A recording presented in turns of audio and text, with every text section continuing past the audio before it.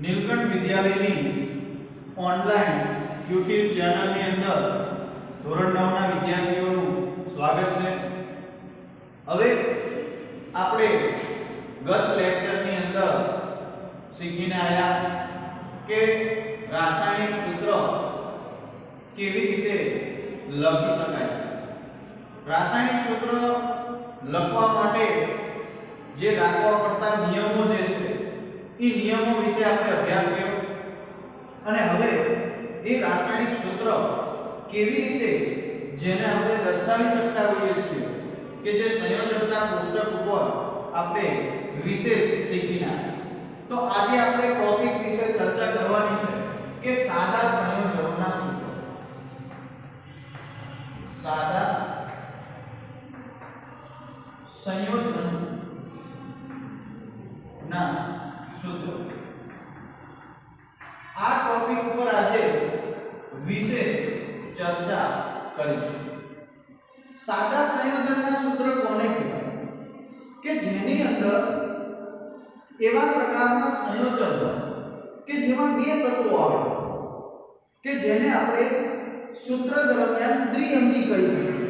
તો એવા પ્રકારના સંયોજનો એટલે કે દ્વિઅંગી શબ્દનું નામ જે છે એના ઉપર આપણે સ્પષ્ટીકરણ કરીએ કે બે જુદા જુદા તત્વો હોય એ એકબીજા સાથે સરળ સંયોજન બનાવે તેને એક દ્વિઅંગી સંયોજન તરીકે ઓળખવામાં આવે છે। તો આપણે અહીં દર્શાવી શકીએ કે બે જુદા જુદા તત્વો એકબીજા સાથે સરળ સંયોજન બનાવે તેને દ્વિઅંગી સંયોજન કહે છે। ઉદાહરણ તરીકે આપણે લઈએ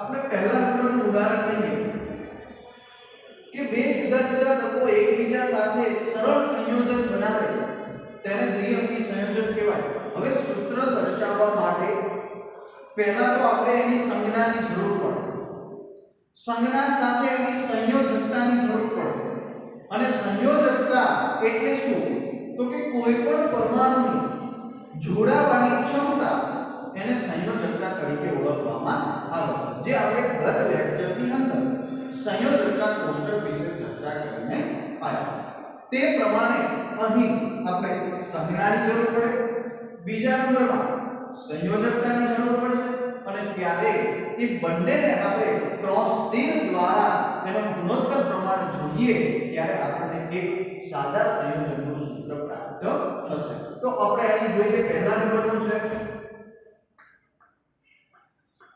હાઇડ્રોજન ક્લોરાઇડ।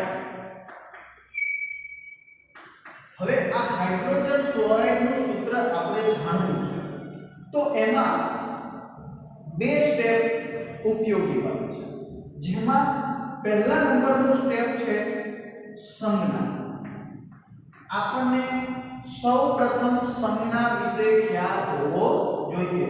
તો આપણને ખબર છે હાઇડ્રોજન, તો હાઇડ્રોજન એટલે શું થશે H થશે, ક્લોરાઇડ તો ક્લોરાઇડ એટલે શું થશે તો કે Cl થશે।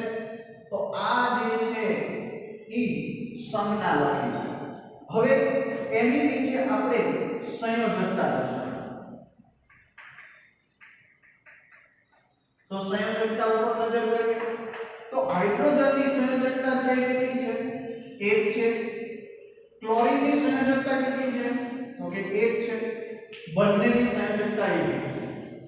એવું જરૂરી નથી સંયોજકતા કોઈ પણ હોઈ શકે પણ અત્યારે હાઇડ્રોજનની 1 છે અને ક્લોરીનની પણ 1 છે। હવે એનું સૂત્ર દર્શાવવા માટે તો કે સૂત્ર દર્શાવવા માટે આપણે જે આ ક્રોસ તીર જે છે આ રીતે હાઇડ્રોજન છે એ ક્લોરીનની સંયોજકતા સાથે, ક્લોરીન છે એ હાઇડ્રોજનની સંયોજકતા સાથે, તો H જે છે એ કેટલા છે? તો અહીં H 1 છે. ક્લોરીન જે છે એની સંયોજકતા સાથે ગુણોત્તર પ્રમાણ લેતા HCl છે. તો અહીં સૂત્ર બને છે HCl. આ આપણું હાઇડ્રોજન ક્લોરાઇડ નું સૂત્ર થાય છે HCl. તો આવી રીતે આપણે સાદા સંયોજનનું સૂત્ર બનાવી શકતા હોઈએ છીએ. હજી આપણે એક બીજું સૂત્ર લખવું હોય તો પણ આપણે દર્શાવી શકતા હોઈએ છીએ. તો બીજા નંબરનું સૂત્ર આવે છે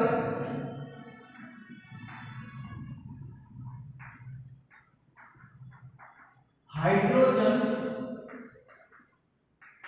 સલ્ફાઇડ. તો હાઇડ્રોજન સલ્ફાઇડ ના સૂત્ર માટે શરૂઆતમાં પહેલું સ્ટેપ આપણે વિચારવાનું સંજ્ઞા, પછી બીજા નંબરનું સંયોજકતા અને પછી આપણે સૂત્ર લખીશું. તો અહીં પહેલી વાત છે સંજ્ઞા. તો હાઇડ્રોજનની સંજ્ઞા થશે H. સલ્ફાઇડ, આ સલ્ફાઇડ આગળ વિશેષ તમે શીખશો ત્યારે ખ્યાલ આવશે કે જ્યારે સંયોજન જોડાયેલું હોય અને અધાતુ તત્વ હંમેશા જમણી બાજુ હોય ત્યારે નામ પાછળ આઇડ પ્રત્યય જોડવામાં આવે એટલે સલ્ફર પ્લસ આઇડ એટલે સલ્ફાઇડ કહેવાય. બોલાય અને લખાય સલ્ફાઇડ, પરંતુ જ્યારે એની સંજ્ઞા લખવી હોય તો આપણે સલ્ફાઇડ એવો શબ્દ ક્યાંય આપણે નથી જોયો તત્વ, તો એ આઈડી નો પ્રત્યય છે એટલે આપણે સલ્ફાઇડ એટલે એની સંજ્ઞા થશે S. આ જે છે એ આપણે થોડી ધ્યાન રાખીએ. હવે હાઇડ્રોજન તો એની સંયોજકતા બને છે 1, પછી સલ્ફર. તો સલ્ફરની સંયોજકતા આપણને ખબર છે જે છે 2 સંયોજકતા. તો અહીં આપણે ક્રોસ કરીએ કે હાઇડ્રોજન છે એ આ તરફ અને સલ્ફર છે આ તરફ. તો હાઇડ્રોજન છે એને ક્રોસ થી રાખતા કેટલા મોલ થાય છે? એના 2 મોલ થાય છે એટલે બને છે H2 અને સલ્ફર ક્રોસ થી રાખતા સલ્ફર બને છે S. તો સાદા સંયોજનનું સૂત્ર હાઇડ્રોજન સલ્ફાઇડ નું શું થાય છે? H2S બને છે. તો અહીં હાઇડ્રોજન સલ્ફાઇડ નું સૂત્ર H2S થાય છે. આવી રીતે હજી આપણે ત્રીજા નંબરનું આપી શકીએ. ત્રીજા નંબરનું છે પાણી. તો પાણીનું સૂત્ર શું થશે એના વિશે આપણે જોઈએ. તો આપણે શીખીને આવ્યા છે કે પાણી હોય એ 2 તત્વોનું સંયોજન છે, મિશ્રણ છે, જે આપણે દળથી ગુણોત્તર પ્રમાણ આગળના ટોપિકમાં શીખીને આવ્યા કે પાણીની અંદર હાઇડ્રોજન અને ઓક્સિજન હોય છે. તો અહીં આપણે શરૂઆતમાં સંજ્ઞા પછી સંયોજકતા અને સંયોજકતા પછી સૂત્ર દર્શાવીશું. તો શરૂઆતમાં પાણી માટે સંજ્ઞા 2 છે. એક હાઇડ્રોજન એટલે H અને એક ઓક્સિજન એટલે O. હવે હાઇડ્રોજન છે એની સંયોજકતા 1 છે, ઓક્સિજન તો એની સંયોજકતા 2 છે. તો અહીં આપણે દર્શાવ્યું કે હાઇડ્રોજનની સંયોજકતા 1, ઓક્સિજનની સંયોજકતા 2 છે. હવે આપણે ક્રોસ તીર આપીએ. તો ક્રોસ તીર આપીએ તો હાઇડ્રોજન કેટલા થાય છે? 2 મોલ થાય છે એટલે કે H2. સલ્ફર કેટલા થાય છે? ક્રોસ તીર દર્શાવતા ઓક્સિજન તો કે 1 છે. તો અહીં ઓક્સિજન 1 છે. તો અહીં પાણીનું સૂત્ર થાય છે H2O તૈયાર થાય છે. તો આ જે આપણને દર્શાવ્યું છે એ શેનું સૂત્ર? આપણે સાદા સંયોજનનું બનાવ્યું છે પાણીનું સૂત્ર. તો પાણીનું જે સાદા સંયોજનનું સૂત્ર બને છે H2O તૈયાર થાય છે. હજી આપણે એક ઉદાહરણ લેવું હોય તો આપણે વિશેષ લઈ શકીએ છીએ carbon tetra chloride. Carbon tetrachloride. તો કાર્બન ટેટ્રાક્લોરાઇડ એની અંદર શું તો કે શરૂઆતમાં પહેલી આપણે સંજ્ઞા દર્શાવવી પડશે. તો સંજ્ઞા દર્શાવવા માટે અહીં આપણે જોશું કે આ કાર્બન છે. તો કાર્બન એટલે શું તો કે કાર્બન એટલે C આ એની સંજ્ઞા. હવે વિદ્યાર્થી મિત્રો ખાસ અહીં નામ આપેલું છે કાર્બન ટેટ્રાક્લોરાઇડ.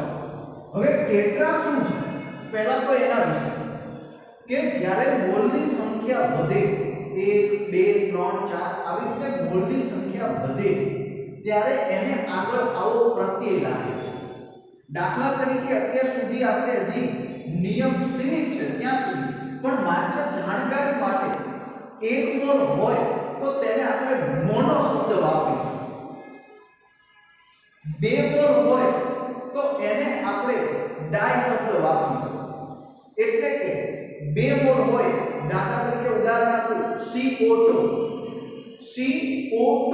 એટલે આપણે શું કહીશું કાર્બન ડાઇઓક્સાઇડ.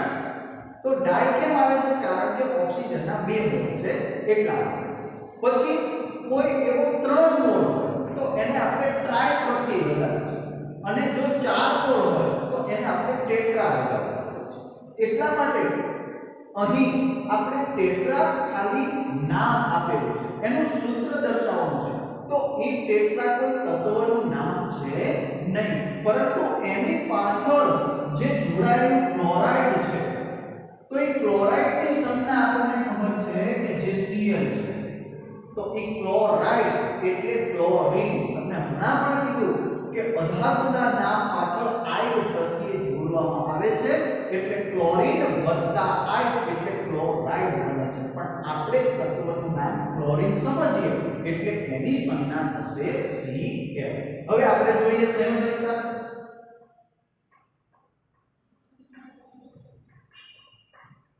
તો સંયોજકતા તો આપણને ખબર છે કાર્બન છે એની સંયોજકતા કેટલી છે 4 છે.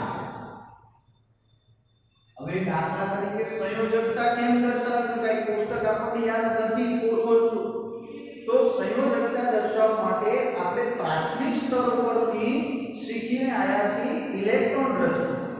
તો એ ઇલેક્ટ્રોન રચના ઉપરથી પણ આપણે તત્વની સંયોજકતા જે છે એને આપણે દર્શાવી શકતા હોઈએ છીએ કે સંયોજકતા એટલે જે પરમાણુ છે એને બીજા સાથે સંયોજવાની શક્તિ.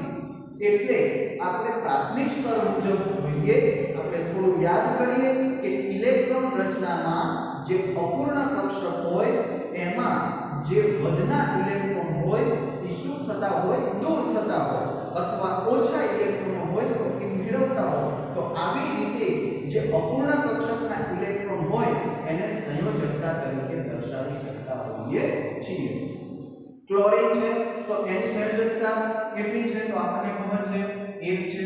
હવે ક્લોરીનની કેમ એક ઉદાહરણ આપું પ્રાથમિક સ્તર ઉપરથી એટલે આપણને વિશેષ ખ્યાલ આવે. ક્લોરીન છે એનો ક્રમ આપણને ખબર છે 17મો ક્રમ છે. 17મો ક્રમ હોય તો ઇલેક્ટ્રોન રચના પહેલી કક્ષકમાં 2 ઇલેક્ટ્રોન ભરાશે, બીજી કક્ષકમાં 8 ઇલેક્ટ્રોન ભરાશે, ત્રીજી કક્ષકમાં જે ઇલેક્ટ્રોન વધારે બાકી રહી ગયેલા છે એ ત્રીજી કક્ષકમાં ભરાશે. તો ઇલેક્ટ્રોન રચના થશે 2 8 7.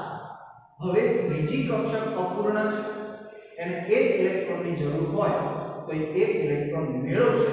એ મેળવે છે એટલે એ ઋણ આયન બને છે, અને એ 1 ઇલેક્ટ્રોન મેળવે એટલે એની સંયોજકતા કેટલી છે 1 છે. તો આવી રીતે પણ આપણે સંયોજકતા વિશે વિચારી શકતા હોઈએ છીએ. તો હવે આપણે ફરીથી એનું સૂત્ર જોઈએ. તો સૂત્રની અંદર કાર્બન છે એને ક્રોસ થી તો કાર્બન કેટલા થશે 1 મોલ થશે.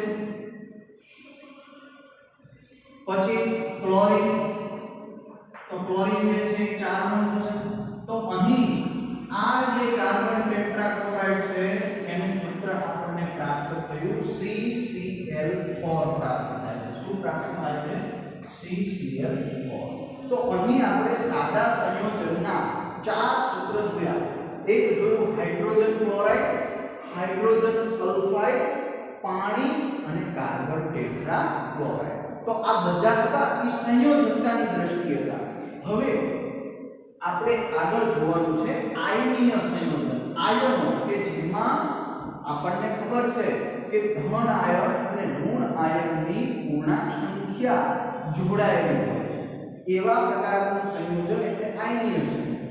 આયનીય સંયોજન અને સાદા સંયોજનનું સૂત્ર બંનેમાં કોઈ પણ પ્રકારનો ફેર છે નહીં, પરંતુ આયનીય સંયોજન હોય ત્યાં આપણે સંયોજકતામાં જે વીજભાર આવે એ ખાલી દર્શાવતા હોય છે, પરંતુ ખરેખર સૂત્રમાં દર્શાવવા માટે વીજભાર લખાતો નથી. ત્યાં ખાલી મોલની સંખ્યા દર્શાવવામાં આવે છે. તો હવે આપણે આગળ બીજા આયનીય સંયોજનો છે એના વિશે અભ્યાસ કરીએ.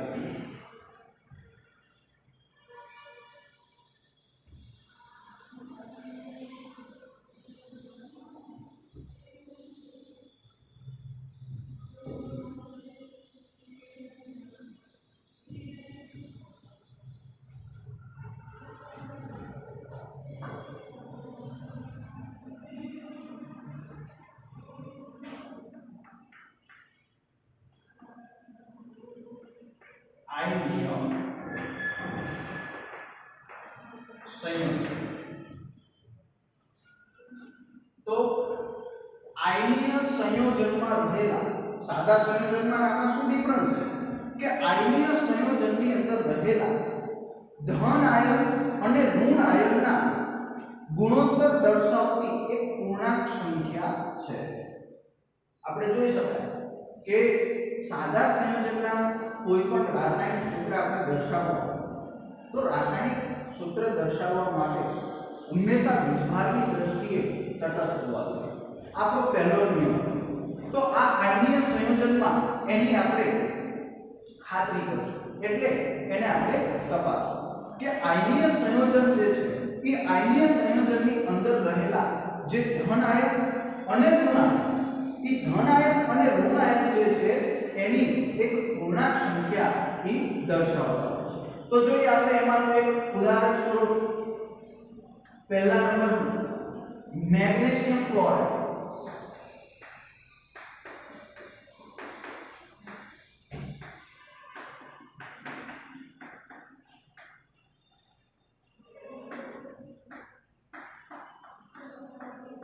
Magnesium chloride. તો શરૂઆતમાં આપણે જોઈએ કે પહેલું આપણને ખબર છે કે સંજ્ઞા દર્શાવવી પડશે. તો સંજ્ઞા દર્શાવવા માટે આપણે શરૂઆતમાં જોશું મેગ્નેશિયમ. તો મેગ્નેશિયમ એટલે આપણને ખબર છે Mg. ક્લોરાઇડ, તો ક્લોરાઇડ એટલે આપણને ખ્યાલ છે કે ક્લોરીન થશે, તો એની સંજ્ઞા થશે Cl. હવે અહીં આયનીય સંયોજન છે એટલે એનો વીજભાર શું હોય એ દર્શાવો. તો વીજભાર આપણે દર્શાવીએ તો મેગ્નેશિયમ પરનો વીજભાર કેટલો છે? તો કોષ્ટક ઉપર આપણે શીખીને આવ્યા છે +2 છે, અને ક્લોરીન ઉપરનો શું છે? -1 છે. હવે આ વીજભાર છે. હવે શા માટે +2 અને -2? જે થોડી વાર પહેલા જ મેં ચર્ચા કરી. તો ફરીથી એક વખત રિપીટ કરીએ કે મેગ્નેશિયમ છે એનો પરમાણુય ક્રમાંક 12 છે. 12નો ક્રમ હોય ત્યારે એની ઇલેક્ટ્રોન રચના દર્શાવવી પડે. તો પહેલી કક્ષકમાં વધારેમાં વધારે 2 ઇલેક્ટ્રોન ભરાશે. તો 12 માંથી 2 ઇલેક્ટ્રોન ભરાય, વધારે 10. હવે બીજી કક્ષક, તો બીજી કક્ષકમાં વધારેમાં વધારે 8 ઇલેક્ટ્રોન ભરાશે. તો 10 માંથી પાછા 8 ભરાય, 2 વધ્યા. તો 2 વધે છે એ પાછી હવે આપણે ત્રીજી કક્ષકની જરૂર પડશે. તો ઇલેક્ટ્રોન રચના થાય છે 2 8 2, એટલે આપણો ક્રમ થઈ ગયો 12. તો ત્રીજી કક્ષક અપૂર્ણ છે. તો એ 2 ઇલેક્ટ્રોન શું કરશે? ગુમાવશે. હવે ઇલેક્ટ્રોન ગુમાવે ત્યારે કયો આયન બને? ધન આયન બને. તો એ કેટલા ગુમાવે છે મેગ્નેશિયમ? 2 ઇલેક્ટ્રોન ગુમાવે છે. તો એ 2 ઇલેક્ટ્રોન ગુમાવતો હોવાથી તેનો વીજભાર +2 એટલે કે સંયોજકતા +2 દર્શાવી શકે. હવે ફરીથી એનું સૂત્ર લખવા માટે આપણે હમણાં જે શીખીને આયા સાદા સંયોજનના સૂત્રમાં તે જ રીતે આપણે ક્રોસ તીર આપશું તો કે mg જે છે ઈ mg કેટલા થશે તો કે 1 થશે તો અહીંયા આપણે લખશું mg પછી ક્લોરીન તો કે ક્લોરીન ઉપર કેટલા થશે તો કે 2 છે એટલે Cl2 થશે તો અહીં સૂત્ર બને છે MgCl2 આપણને સૂત્ર પ્રાપ્ત થાય તો આ સૂત્ર આપણને અહીં પ્લસ અને માઈનસ આપેલા છે તો એ પ્લસ અને માઈનસ એનું ખાસ વીજભાર લખેલો છે ક્યારેય રાસાયણિક સૂત્ર લખતી વખતે સંયોજનનું સૂત્ર લખતી વખતે વીજભારને દર્શાવવામાં આવતા નથી પરંતુ એના વીજભારને સંતુલિત કરવા માટે અહીં ધન અને ઋણ વીજભાર લખવામાં આવે છે તો આના પરથી આ સૂત્ર પરથી કહી શકાય કે મેગ્નેશિયમ +2 આયન 1 હોય ત્યારે એને ક્લોરેટના કેટલા આયનની જરૂર પડે છે 2 આયનની જરૂર પડે છે અને ત્યારે એ સંતુલિત થાય છે અને વીજભાર સંતુલિત થાય ત્યારે એનું સૂત્ર થાય છે MgCl2 સૂત્ર પ્રાપ્ત થાય છે હજી આપણે આના અન્ય ઉદાહરણો જોઈએ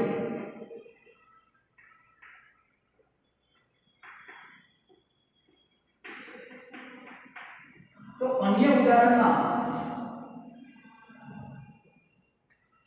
પહેલા નંબરનું છે એલ્યુમિનિયમ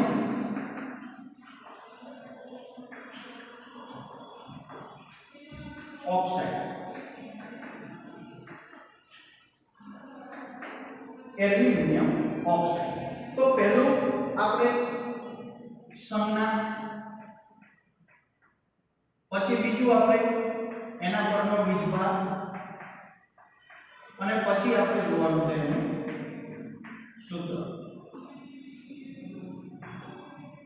તો પહેલી વાત છે એલ્યુમિનિયમ તો એલ્યુમિનિયમની સંજ્ઞા આપણને ખબર છે Al ક્રમાંક નંબર 13 ઓક્સાઇડ એટલે ઓક્સિજન તો ઓક્સિજનની સંજ્ઞા થશે O હવે એલ્યુમિનિયમ પરનો વીજભાર 13મો ક્રમ 3 ઇલેક્ટ્રોન ગુમાન એટલે એનો વીજભાર થશે +3 ઓક્સિજનની પર વીજભાર જે છે એ આપણને ખબર છે -2 ઇલેક્ટ્રોનની જરૂર હંમેશા ઇલેક્ટ્રોન ગુમાવે ત્યારે ધન આયન અને ઇલેક્ટ્રોન મેળવે ત્યારે ઋણ આયન હવે ફરીથી નિયમ મુજબ આપણે ક્રોસ તો Al અહીં કેટલા થશે તો કે આપણને ખ્યાલ છે Al2 પછી ઓક્સિજન તો કે 3 તો એટલે અહીં આપણે દર્શાવી શકીએ કે સૂત્ર આપણું બને છે Al2O3 તો આ સૂત્ર આપણને પ્રાપ્ત થયું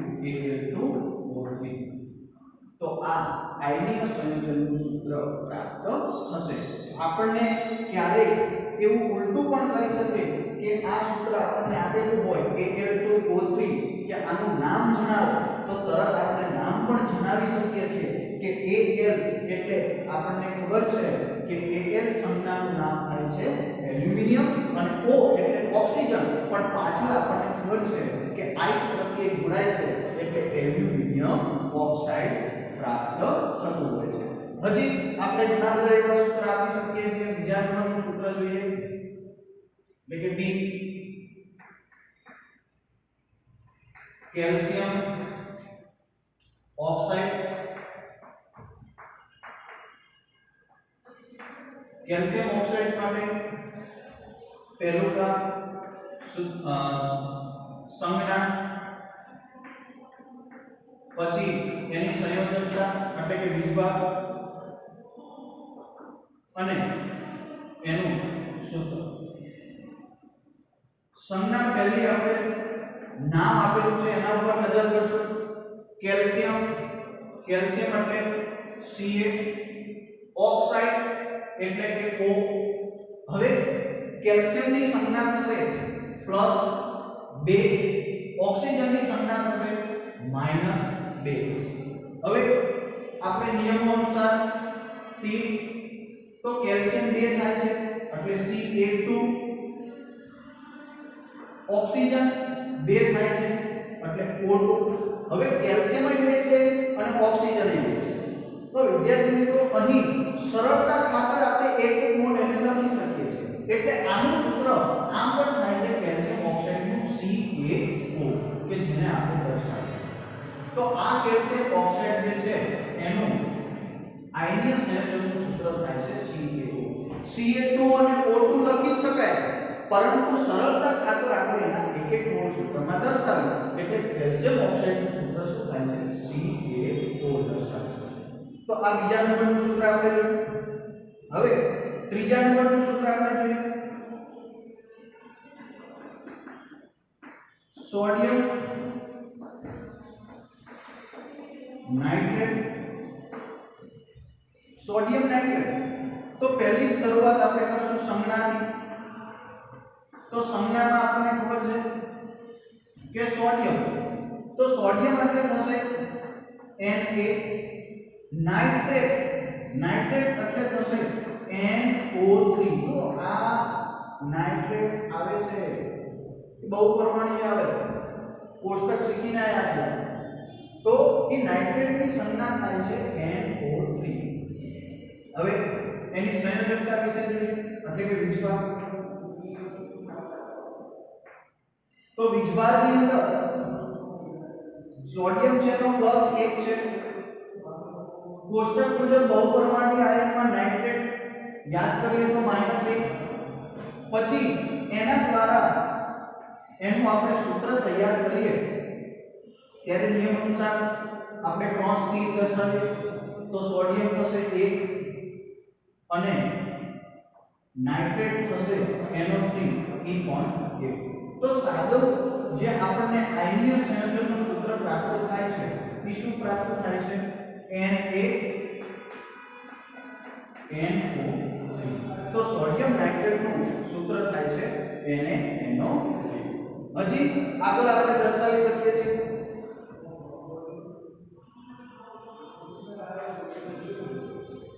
સોડિયમ સલ્ફેટ અથવા તો કેલ્શિયમ હાઇડ્રોક્સાઇડ આપણે જેટલા સૂત્ર આપવા હોય એટલા અનેક ઉદાહરણો આને આપણે લખી શકતા હોઈએ છીએ તો કેલ્શિયમ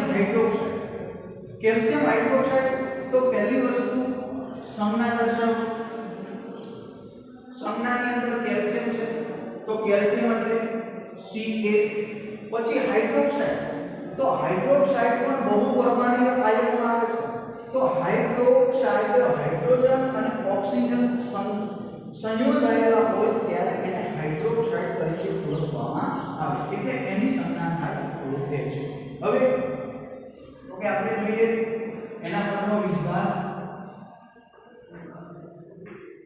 અને તેનું સૂત્ર તો કેલ્શિયમ છે એ કેલ્શિયમ પરનો વીજભાર +K છે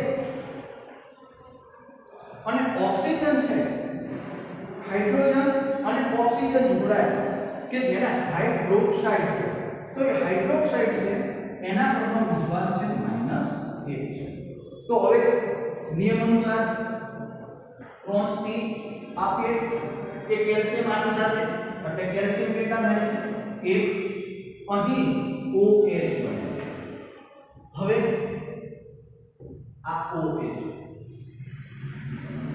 તો OH 2 છે તો આપણે રાસાયણિક સૂત્ર લખવા માટેના નિયમો વિશે અભ્યાસ કરેલો આ નિયમો વિશે જે અભ્યાસ કરેલો ત્યાં આપણે જોયેલું કે બહુપરમાણુય આયન હોય ત્યારે એને આયન જે છે એના આયનને કૌંસમાં દર્શાવવામાં અને કૌંસમાં દર્શાવીને એનો ગુણોત્તર જે પ્રમાણ હોય આયનનો જે ગુણોત્તર હોય એ ઘટકોને કૌંસની નીચે દર્શાવવામાં આવે છે એટલા માટે કારણ કે જો બહુપરમાણુય આયન એક હોય તો કૌંસ કરવાની જરૂર હોતી નથી પરંતુ અહીં બહુપરમાણુય આયન કેટલા છે 2 છે એ 2 હોવાથી એને કૌંસમાં દર્શાવશું અને કૌંસની નીચે આપણે 2 કરશું એટલે આપણું આયનીય સંયોજનનું સૂત્ર થઈ ગયું CaOH2 એટલે અહીં આપણે દર્શાવી શકીએ કે કેલ્શિયમ એટલે Ca અને હાઇડ્રોક્સાઇડ એટલે OH2 આ આપણું સૂત્ર થઈ ગયું તો આવા આયનીય સંયોજનના એક આપણે મુખ્ય મેગ્નેશિયમ ક્લોરાઇડ એના ઉપરથી 4 સૂત્ર વિશે આપણે અભ્યાસ કર્યો, એના વિશે શીખા. હજી આપણે વિશેષ એવા સૂત્રો વિશે આપણે દર્શાવી શકીએ છીએ અને હવે પછી નીચે આપણને રાસાયણિક સૂત્રો લખો એવા પ્રશ્નો પણ આપેલા છે. તો દરેક જે છે એ વિદ્યાર્થી આ સૂત્ર ઉપરથી જાતે તૈયાર કરવાનો પ્રયત્ન પણ કરે અને આવતા લેક્ચરની અંદર આપણે વિશેષ સૂત્રો જે છે એના ઉપર અભ્યાસ કરીશું. તો આજે આપણે આજના દિવસમાં અહીં સુધી આપણે રાખીશું. Thank you.